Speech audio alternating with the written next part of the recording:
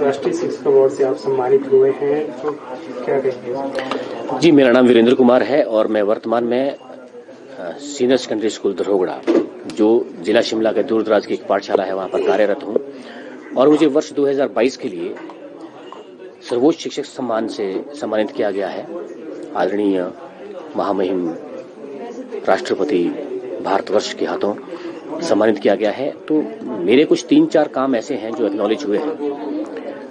पहला मेरा काम था, मैं एजुकेशन टर्मिनोलॉजी पे लिखता हूं। मेरी किताबें लॉन्च हुई हैं 3, जो मात्र हिमाचल प्रदेश के लिए नहीं बल्कि देश के दूसरे राज्यों के शिक्षक भी उसको उपयोग में ला रहे हैं।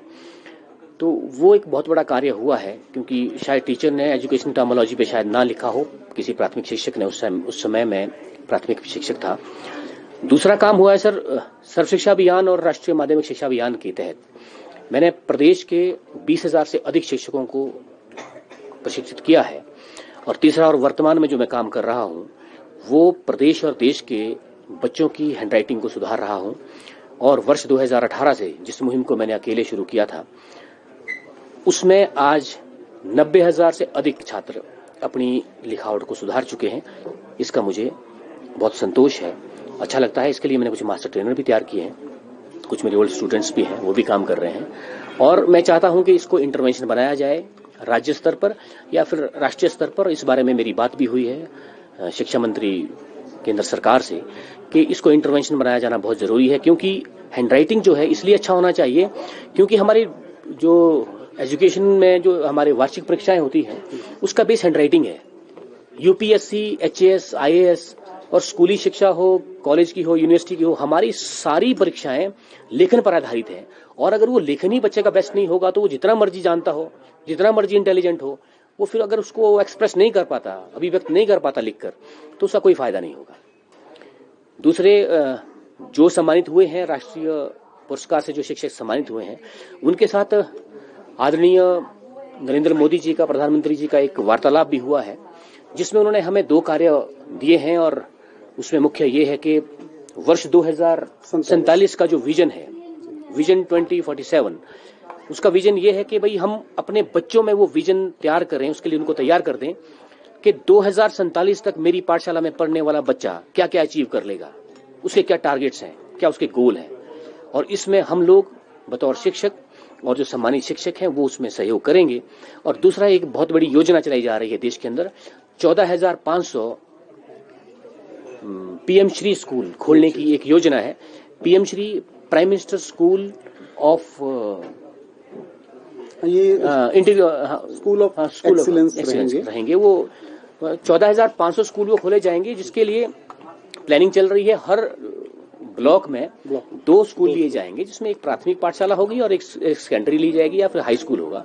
और इनको पूरी तरह से नेशनल एजुकेशन पॉलिसी से में जो पूरी सुविधाएं हैं उससे लेस करने के लिए 5 करोड़ रुपए पर स्कूल की बात की है। तो ये एक योजना है, शायद इसका ब्लूप्रिंट तैयार है और बहुत जल्द ये आपके सामने होगा। तो बड़ी अच्छी योजना है, इससे हम शायद अपनी क्वालिटी एजुकेशन को इम्प्रूव कर पाएंगे। जी, इतना बड़ा पुरस्कार मिला है, क्या इनिशिएट है जिनके लिए जो है सरकार ने आपको सम्मानित किया? जी, मेरा नाम अमित कुमार है और मैं सुंदरनगर से बिलोंग करता हूं, लेकिन बतौर कंप्यूटर अध्यापक जवाहर नवोदय विद्यालय ठियोग शिमला में कार्यरत हूं। और जिन मेन कार्यों के कारण ये पुरस्कार मुझे प्राप्त करने का सौभाग्य प्राप्त हुआ महामहिम राष्ट्रपति के हाथों, वो रहे एक ब्लेंडेड लर्निंग, जिसे हम मिश्रित शिक्षण कहते हैं। और ये प्रोजेक्ट जो है, ये मेरा आईआईटी बॉम्बे के साथ मिलकर एक प्रोजेक्ट था, जहां हमने 66,000 स्टूडेंट्स और टीचर्स को free and open source software का जो प्रशिक्षण है वो प्रदान करवाया। और अभी तक भी ये प्रोजेक्ट कंटिन्यूस चल रहा है, क्योंकि टीचर ट्रेनिंग के थ्रू बहुत सारे टीचर्स जो है वो ट्रेन हो चुके हैं और आगे इसको फैलाते चले जा रहे हैं। और इसके अलावा मैं फ्लिप्ड लर्निंग, जिसे हम पलटी कक्षा कहते हैं, उसका प्रैक्टिशनर हूँ। उसे कार्यान्वित करता हूँ अपनी क्लास में, जहाँ मेरे स्टूडेंट्स जो हैं वो खुद ही मेरी क्लास में पढ़ाते हैं और खुद के वीडियो ट्यूटोरियल वो डेवलप करते हैं। और जो भी हमारा पाठ्यक्रम है उसको डिजिटाइज करते हैं, ई कंटेंट डेवलप करते हैं। और इसके लिए बहुत सारा ICT का इस्तेमाल, इंफॉर्मेशन कम्युनिकेशन टेक्नोलॉजी का इस्तेमाल फ्री हैंड हम लोग स्टूडेंट्स को करवाते हैं और उनके 21वीं सदी के जो कौशल हैं जैसे क्रिएटिविटी और क्रिटिकल थिंकिंग, कोलैबोरेशन और इवन साइबर सिक्योरिटी अवेयरनेस उनके साथ उनको इक्विप करने की कोशिश कर रहे हैं। और कंटिन्यूसली संसाधक के तौर पे मैं CIIT NCERT के साथ काम कर रहा हूँ, IIT बॉम्बे के साथ काम कर रहा हूँ, जिससे ज्यादा से ज्यादा टीचर्स तक ये प्रयास आगे पहुंचा सके। चेंजेस है जो आज के समय के अनुसार आप देखते हैं कि शिक्षण और शिक्षा की व्यवस्था में होनी चाहिए। 16 साल हो गए पिछले नेशनल करिकुलम फ्रेमवर्क को आए हुए, 2005 के बाद आया हो, और तब से अब तक कोई बदलाव नहीं हुआ। शिक्षा जो है वो स्टूडेंट सेंट्रिक नहीं रही, लेकिन अब जो न्यू एजुकेशन पॉलिसी है उस पर काफी बात भी हुई है और अभी नेशनल करिकुलम फ्रेमवर्क में हमारी भागीदारी भी सुनिश्चित होगी सभी नेशनल बॉडी टीचर्स की। वहां पे जो आने वाले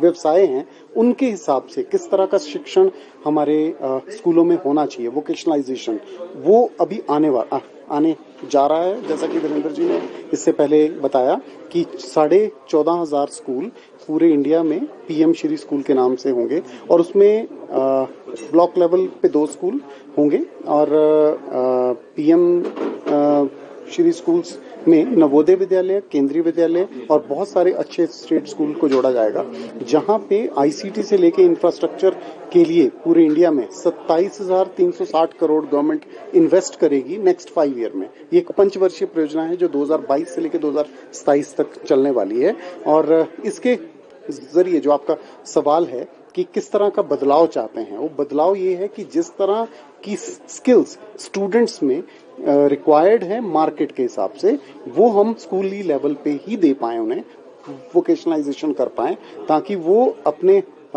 एम्प्लॉयमेंट की तरफ इजीली बढ़ पाए, स्कूल लेवल से ही तैयार हो जाए। वो न्यू एजुकेशन पॉलिसी और नेशनल करिकुलम फ्रेमवर्क में होने जा ही रहा है, वो आपको नेक्स्ट 5 ईयर में दिख जाएगा। जी, जैसा कि मैंने बताया, मेरा नाम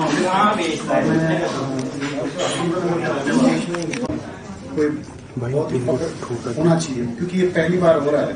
हमेशा प्रोजेक्ट था या मैं एक IIT बॉम्बे का प्रोजेक्ट है इंडियन ओपन सोर्स का, उसी काम का ये कह लीजिए रिवॉर्ड। और राज्य सरकार ने मिलकर नए नॉर्म्स बनाए। अब नेशनल अवार्ड लेने के लिए 5 साल की, और जैसा कि अमित जी ने भी कहा, ये उसकी चयन प्रक्रिया है। हालांकि अगर मैं अपनी बात करूं तो मैं पिछले 23 वर्षों से शिक्षण कार्य करवा रहा हूं। वर्ष 1999 से आज तक मैं मूल्यांकन के बाद सबसे बढ़िया चीज ये है कि लास्ट में मिनिस्ट्री ऑफ एजुकेशन और MHRD के सामने एक प्रेजेंट, उनकी जो सिंसेरिटी लेवल है और जो एक फोकस लेवल है, बहुत ही वहां पे आप अपना वर्क प्रेजेंट करते हो। और वो चीज कि हिमाचल में हुए, मैं फिर से रिआइट्रेट इस चीज को कर रहा हूँ, जो क्वालिटी एजुकेशन की हम बात कर रहे हैं और नहीं आ रही है उस लेवल की जितना हम चाह रहे हैं। बेटा उठ जाने, उठना पड़ेगा, लेट हो जाएगी, आंख खुलती उसकी इतनी सी डिग्री की सुबह खत्म हो जाती है।